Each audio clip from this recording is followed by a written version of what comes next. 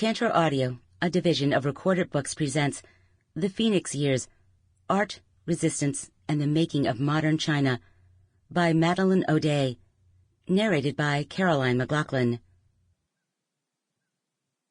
A note on Chinese names. Chinese names consists of a family name and a personal name. The family name is placed before the personal name. Thus, Xi Jinping's family name is Xi, and his personal name is Jinping. Chapter 1. Beijing, 1986. The meeting had not been easy to arrange. I had told him I would call him, forgetting for a moment how hard that would be. Of course, he didn't have a private phone. Who did in China back then? Riley, he gave me the number of one of the public phones at the end of his street. They were flimsy handsets perched on rickety tables outside storefronts and kiosks. You could use them for a few cents, and if you were a local, you could receive calls on them too, as long as the person who answered was willing to go down the alley to fetch you. They were just as likely to hang up, though, especially if the caller was a foreigner.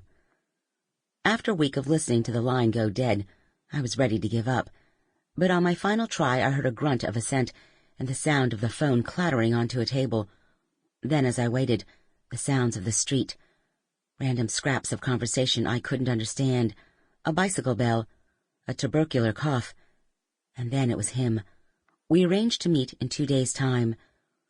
It was February 1986, the year of the tiger and the 8th year of China's great experiment in opening up and reform. In December 1978, Paramount leader Deng Xiaoping had begun liberalizing the Chinese economy, loosening the chokehold of collective farming on the agricultural sector, allowing a few green shoots of private enterprise, and inching open the door to Western investment. It was an experiment that over succeeding decades would lift more than 500 million people out of poverty, transform lives, and make China the second-largest economy in the world. But on Beijing's bitterly cold streets that winter, signs of change were still few. People hunkered down in padded army surplus greatcoats and caps with the flaps turned down, like demobbed soldiers. The coats came in 2 colors, army green or navy blue, with brown fake fur trim and leather-look buttons. I chose the blue. I had bought a pink puffer jacket at Beijing's state-run friendship store on my arrival in January 1986, but discarded it as soon as I could. China was embracing change, it was true, but out of doors people still practiced the art of blending in. It was indoors that things were changing. Behind its age-old gray facade, Beijing was opening up. I first met him at a party at the Friendship Hotel, a sprawling compound in the west of the city where China housed what it liked to call its foreign experts. The place had been built for the Soviet advisors who poured into China after the founding of the People's Republic in 1949. But the 2 communist behemoths had quarreled and split in the 1960s, and now the hotel buzzed with Westerners, French, Italian, American, Canadian, British, Australian, New Zealanders, drawn in by Deng Xiaoping's open-door policy.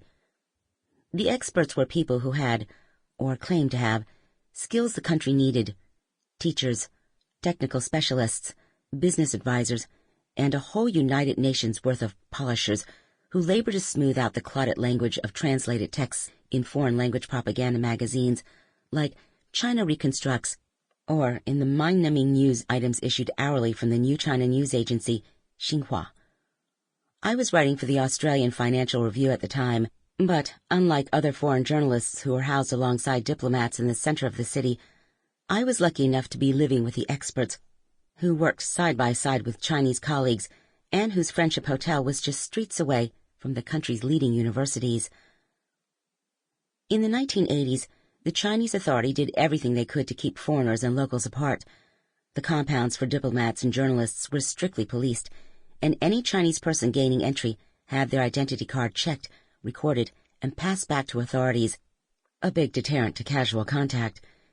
In theory, the same was true for the Friendship Hotel, but there was a whiff of anarchy about everything that happened there, and with the least bit of sang-froid, a young Chinese walking arm in arm with a foreigner could enter the gates with anonymity intact. A Westerner in a taxi could ferry a whole carload of Chinese friends into the grounds without trouble.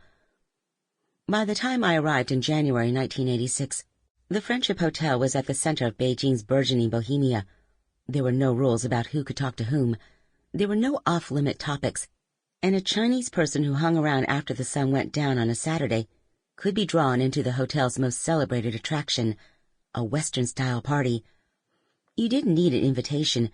You just shouldered your way into the room, along with aspiring artists, writers, poets, musicians, students, teachers, experts, journalists, and diplomats, to drink Beijing beer and brightly colored alcoholic punch, to dance to eclectic mixtapes on a Sony Walkman hooked up to cheap speakers, and to discuss anything from the necessity of Nietzsche to the sexiness of the Chinese women's volleyball team, while falling quickly and sometimes falling hard for whoever you found yourself drinking with. We were at the halfway mark of a decade that would take us from the dawn of open China to the tragedy of Tiananmen Square in 1989.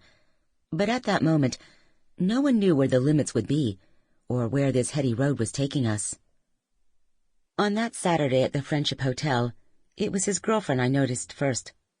She caught my eye with an abbreviated striptease that took her from army greatcoat to skinny black ski suit to mini dress in just 2 fluid movements. She wore the only kind of stockings available in China back then, the ones that stopped disappointingly at the knee. But the black stilettos she took out of her bag made up for that. Her boyfriend wore his bag with the strap diagonally across his body and held tightly to his side. He was carrying something more precious to him than a change of shoes. It was a collection of photographic slides. He was a painter, and these were images of his work. This was how I got to see Chinese contemporary art for the first time, on transparencies drawn, one by one, from a battered plastic sleeve and held up to a dim ceiling light at the Friendship Hotel. I remember peering at the first image, preparing to be kind. Within the tiny cardboard frame, figures floated free, male and female, naked, untethered from ground and sky. These weren't recycled classical images or the socialist realism of Chinese official art, but something personal to the man in front of me, with his longish hair and weathered skin, in his early 20s like me, yet seeming much older and younger at the same time. People were dancing to Talking Heads' Life During Wartime. It was our anthem that year. But as I looked at these images, I seemed to hear the words for the first time. As David Burns said, this wasn't just a party and we weren't just fooling around. I could see dozens of strange groupings around the room, discussing the interpretation of dreams and Bob Dylan, Astro Boy and Kurosawa, misty poetry and the banned ideas of a Taiwanese writer called Bo Young, who had skewered what he called the ugly Chinaman. You could see the young diplomat falling for the aspiring punk rocker, the California gym instructor captivating the seemingly stitch-up cadre from the think tank, the poet looking on indulgently as his wife schemed her escape to the West with the foreign expert she'd just met, the scholar gratefully slipping into his bag a still-banned book about Western economics. You could see how the ground was shifting under Chinese society, how changes were beginning to play out that the country's leader had never planned for and might not be able to control, no matter how desperately they tried. But on the afternoon I arranged to meet him, as my taxi carried me along Chang'an, the Avenue of Eternal Peace, the capital's main artery. The city seemed as placid as ever.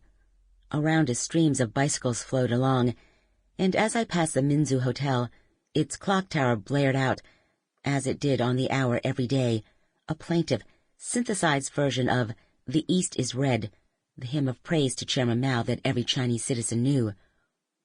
The East is red, the sun rises. From China arises Mao Zedong. He strives for the people's happiness. Hurrah! He is the people's great savior. We passed directly under the eyes of Mao's portrait on Tiananmen Gate, before turning south into unknown territory and stopping on the fringe of the old neighborhood of Xuanwoman, where he waited for me. He led me along a dog-legging route through the 15th century alleyways that were the lacework holding old Beijing together. Hutongs, as they were called, defined China's old capital. Their gray stone walls pierced at intervals by weathered wooden doors that opened onto four-sided courtyard houses. Each of these once housed a single extended family, but now they were run by Communist Party neighborhood committees who allocated every square meter with relentless efficiency. We walked past all the signs of the communal life of his neighborhood, heaps of cabbages preserved under quilts in the winter cold, the public bathhouse with its smell damped by the chill air, a man selling tomatoes and scallions from a cloth spread on the ground. We stepped through a wooden entranceway into a cramped courtyard. Tucked into the far corner was his home, a single undivided space where he could cook, sleep, and paint. Water came from the public bathhouse up the street. For warmth, there was a coal-burning black metal stove, which flew to the outside. At the right of the room was a tiny kitchen area, just a bench with 2 gas burners. 2 large enamel basins stood on the floor, one filled with water, the other with dishes, both decorated with a symbol for double happiness. The single light, a bulb on a wire strung across the ceiling from the outside, was already on. The bed was pushed up against the far wall, converted by a colored cloth into a day sofa, and flanked by a high shelf on which stood a pile of art books and newspapers, a stuffed toy, and a small Italian flag. A finished canvas hung above the bed, while a stack of others leant against the wall under a shelf. Beside them stood a table crowded with tubes of oil paint, brushes in a jar, and a piece of board serving as a palette. A minute after we arrived, his girlfriend returned with 2 bottles of Beijing beer and a pocket-sized bottle of a lethal Chinese spirit called ergoto. We drank our beer from glasses emblazoned with the logo of the Coca-Cola Company and with the ideograms for its Chinese name, Keiko-Cola. Every foreign brand that launches in China seeks name characters that are the perfect blend of euphony and good fortune, and Coca-Cola had nailed it. "It's tasty," said the name, "and it's fun." I sat in one of the 2 chairs and faced the bed, studying the canvas on the wall. It showed 3 elongated figures rising through the painting, their pale backs to us, their dark heads bowed. They seemed to have just left the ground and were half climbing, half floating up a wall of russet red paint. They were caught in the act of breaking free from Earth, but seemed lost, too, as if drifting into outer space. My friend sat smoking with his left hand under his right to catch the ash, while his girlfriend shared their single ashtray with me. 30 years have passed since that evening, but I can still feel the warmth of that room, smell the coal dust and oil paint, taste the watery beer and strong cigarettes, remember the excitement of being somewhere that, as a journalist, I wasn't expected to be. By the end of that evening, I knew I had stumbled upon something that would be important to me, something that had previously been no more than an interesting sidelight to what I had come to China to write about. I was there for the big story, how the opening up of China was revolutionizing its economy, the growth of free enterprise, the smashing of the iron rice bowl of assigned jobs, and a home for life that had previously protected workers, and, most of all, the supercharged Chinese version of the Industrial Revolution, which was transforming the lives and landscapes of hundreds of millions of people. As development picked up speed, I was at times breathless at the scope and scale of the changes I was privileged to witness. Looking back, though, it is obvious that what was happening beneath the surface, in people's private lives, was just as revolutionary. My 2 new friends were bohemians, but they were also pioneers. They had chosen to live the most marginal of existences. By dropping out of school and work, they had cast themselves adrift from the web of support systems that came with a designated work unit, housing, healthcare, pensions, a recognized place in the world. And they were unmarried, living in what was then an almost unheard-of arrangement that drew official disapproval and a measure of real risk. Just a few years before, in 1983, elements of the Communist Party, spooked by the bourgeois notions that were slipping through the economic open door, had launched an official campaign against spiritual pollution. It was mercifully short but brutal, arbitrary and frightening while it lasted.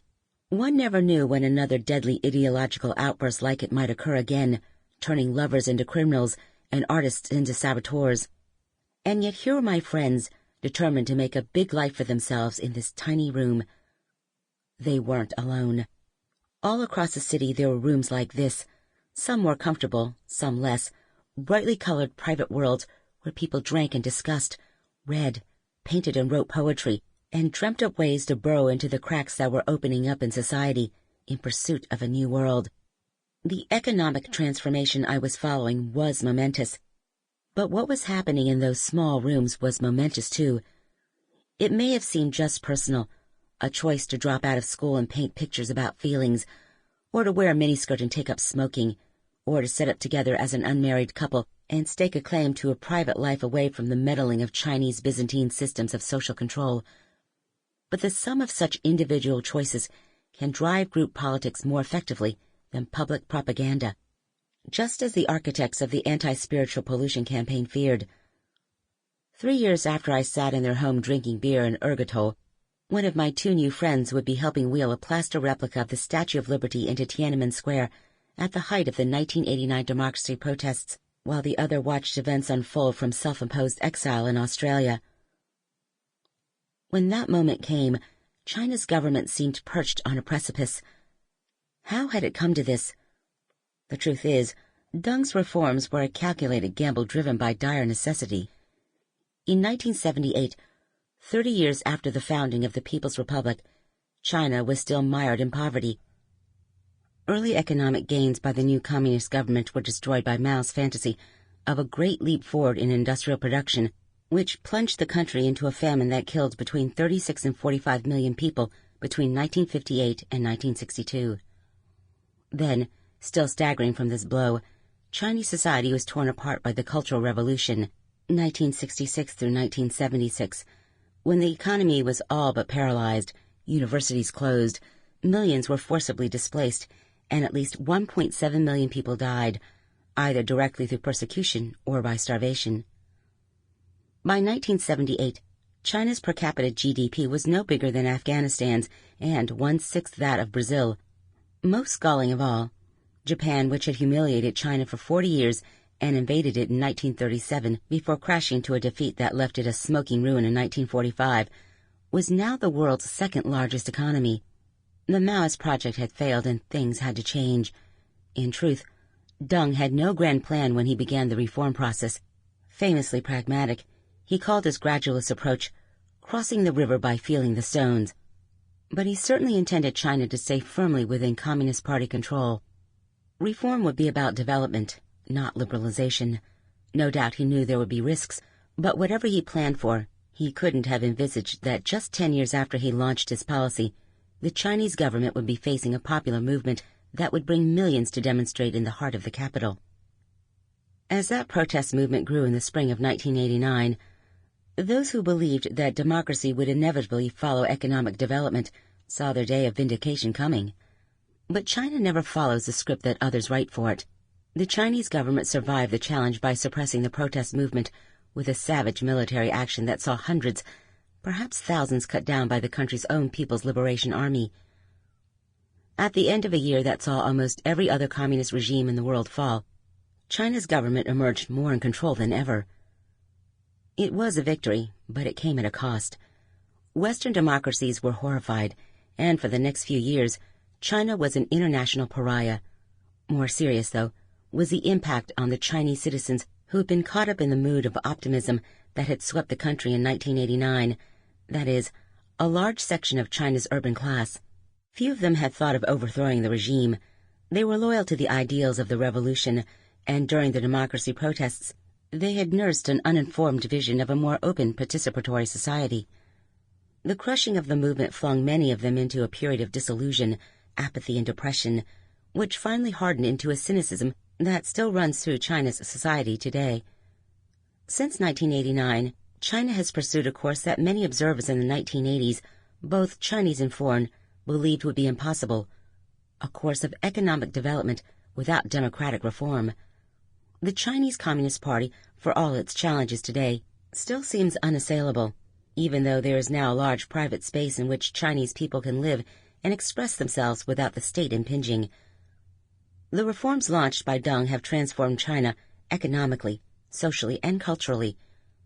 The lives of hundreds of millions of people have been forever changed, but the huge scale of these changes can make them particularly hard to grasp. Certainly you can track them in statistics. The biggest trading nation in the world, the second largest economy on Earth, a one-time peasant nation in which a majority now live in cities.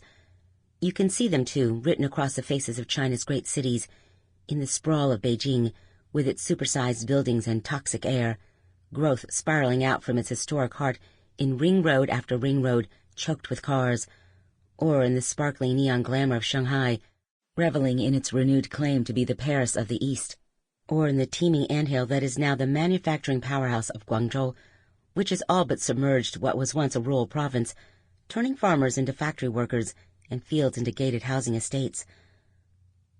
During this whole wild journey, from the earliest phase of economic reform and the open-door policy to today, the country's artists have vividly tracked its course, but they have not simply been spectators. Looking back, what is striking is how closely intertwined the processes of artistic and economic awakening were for China. When Deng launched his reforms at the end of 1978, Beijing was full of young people returned to the city from the countryside, where they had been rusticated during the Cultural Revolution. They were determined to make up for lost time. In the late autumn and winter of 1978 through 1979, despite the bitter cold, crowds started gathering at the wall just west of Tiananmen Square. There, people posted their thoughts, ideas, complaints, and manifestos, so many and diverse that this nondescript patch of urban territory soon earned itself the name Democracy Wall. One day in late December 1978, a group of young people pedaled up to the Democracy Wall with mimeographed copies of the first issue of their self-published literary magazine, Today. The 300 copies of that first painstaking print run sold out immediately, and although it contained poems by writers who would later be acknowledged as the most important of their generation, it was the magazine's cover as much as its contents that drew people to it. The word Today was emblazoned at the top in Chinese and English, and below were the silhouetted figures of a young man and woman leaning forward as if breasting the tape at the end of a race. What struck people most was the daring choice of color.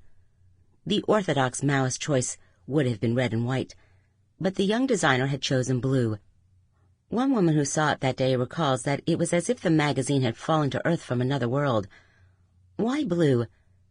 It's the color of the sky, the designer told me 30 years later, and to him it meant freedom without limits. His name was Huang Rui. Sent to Inner Mongolia during the Cultural Revolution, he had returned to the capital with a dream of becoming an artist.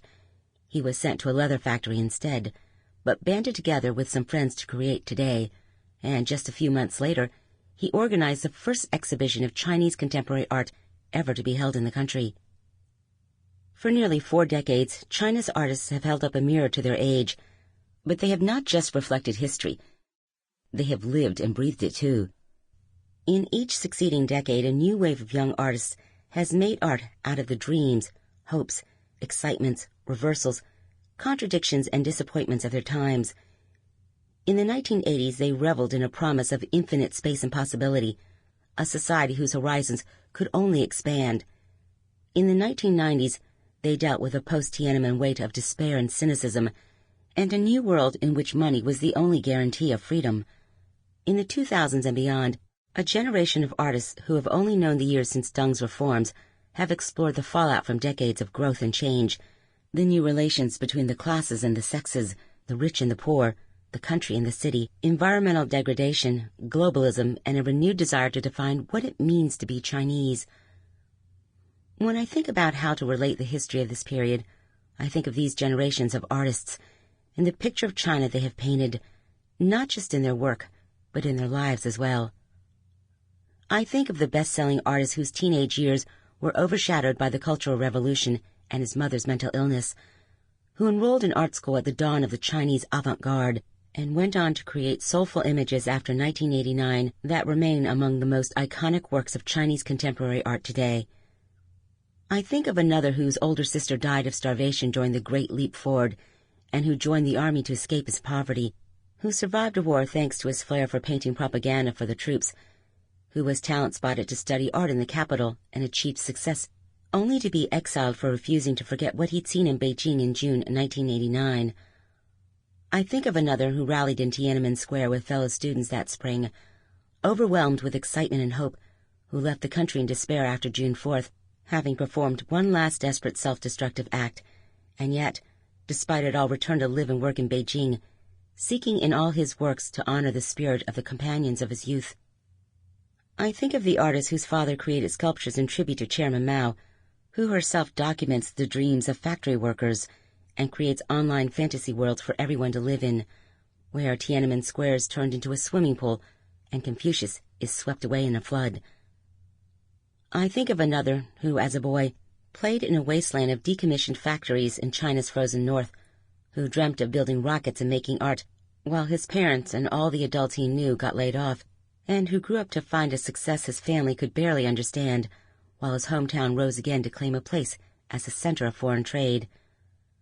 I think of the one born in a desert oasis on what was once the Silk Road, whose works shimmer like mirages, saturated with the colors and images of a way of life that resists the development that threatens to crush it.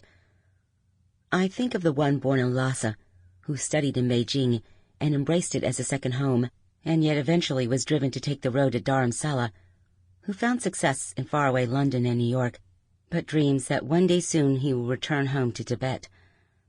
I think of the one whose feet are tattooed with leopard spots, who dreams of being a punk rocker, but who nonetheless makes art that aches with the frustrated idealism of her generation and nostalgia for a China that is slipping away.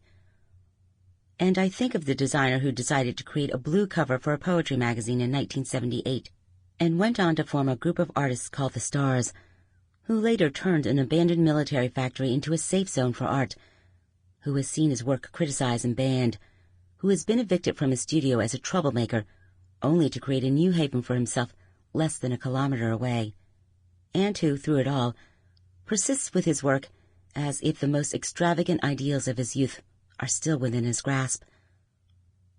In this book I have braided these and other stories into an account of the last 4 decades in China, told not as economics nor as politics, but as an emotional history of one of the most momentous periods of change the world has ever seen, written in the lives of artists like these, a group of people who have made it their life's work to see their country clearly. As I set out to tell their stories, the Hutan home where I sat with my 2 friends that late winter day in 1986 is gone, bulldozed in the great clearance of the capital's historic districts in the early 1990s. Their old district is now just another boulevard of malls, hotels, and restaurants, with cascading walls of glass and light, beautiful by night, but exposed and dusty by day. Both of my friends now hold foreign passports. One lives abroad, but the other, the artist, has returned to live in one of the sprawling art villages that now ring Beijing. The Friendship Hotel has been renovated for foreign visitors, and the experts have long gone. It is a place to broker the kinds of deals that only those with the best connections can bring off. Foreigners and Chinese can now party together in the thousands of bars that are spread throughout the capital. But some things haven't changed. Mao's portrait still hangs above the gate to the Forbidden City. And every day, the East is Red still marks the hours on Chang'an Avenue. Chapter 2. I Do Not Believe. In 1978, on a late spring day in the heart of Beijing, a nervous young man called Huang Rui closed the door of his bedroom and asked a young woman to strip to the waist. He was 25, but having grown up in the puritanical world of Mao's China, he had never seen a woman naked in his life. He was standing in his family home, a run-down house at one corner of a dusty courtyard wrapped within a gray maze of hutongs that encircled the historic center of the capital.